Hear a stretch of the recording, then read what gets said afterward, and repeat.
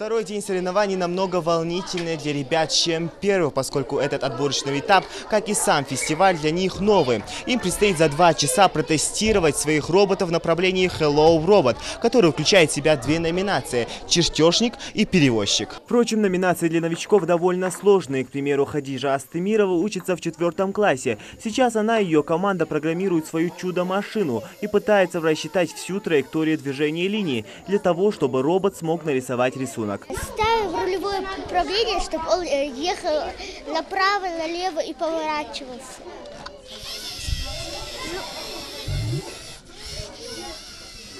Но, как говорится, первый блин всегда комом, поэтому у ребят на тестирование своих роботов есть еще 2 часа.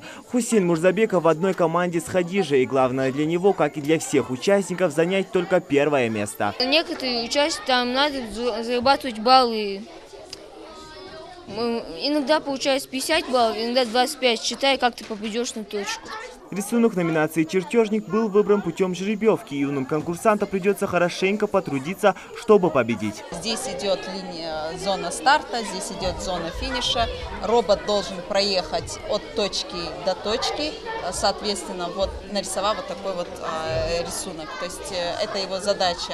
Именно от точки до точки он получает больше баллов, если от окружности до окружности меньше баллов и так далее. То есть он должен проехать, повернуться на определенное количество градусов, опять проехать и так далее. В нужный момент поднять или опустить маркер, оставляя за собой след. Таким образом робот рисует рисунок. Динара Мурзабекова решила попытать счастье в другой номинации – перевозчик. Тут тоже, как и в первой, необходимо просчитать всю траекторию движения, а главное условие – погрешностей быть не должно. Поэтому программировать роботов приходится как минимум 10 раз. Он сейчас должен сделать целый круг и посчитать все цвета.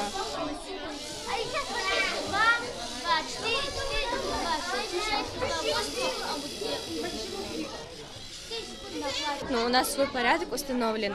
Допустим, синий, зеленый, красный, желтый. То сначала должен синий, потом зеленый, потом красный, потом желтый. А если он занесет 1 кубик вот как надо, то 50 баллов добавляется. А если наполовину, то 25. А если вообще не занесет, то минус 25 добавляется. А если он все занесет, то плюс 125.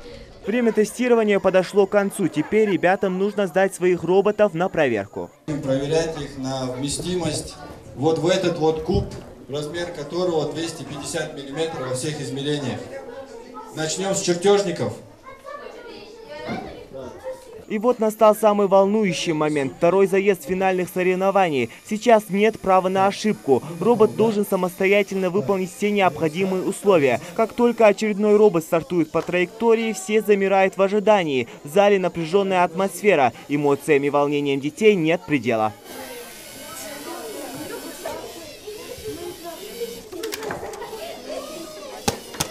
У меня была в программе ошибка, и он думает, что у него уже есть кубик, и когда он приходит на перекресток, чтобы его отпустить, он хочет же поднять, и он не сможет этого поднимать, потому что у него уже она поднятая рука. Фестиваль проходит 2 дня, более взрослые команды уже сформированы, а сейчас соревнуются маленькие гении 3-х и 4-х классов. Вчера было у нас победителей 2 команды. Эти 2 команды в составе 7 детей едут в Москву уже, точно. Сегодня мы будем соревноваться по 7 другим номинациям. И, скорее всего, это будет 3 команды, должно быть выигравших.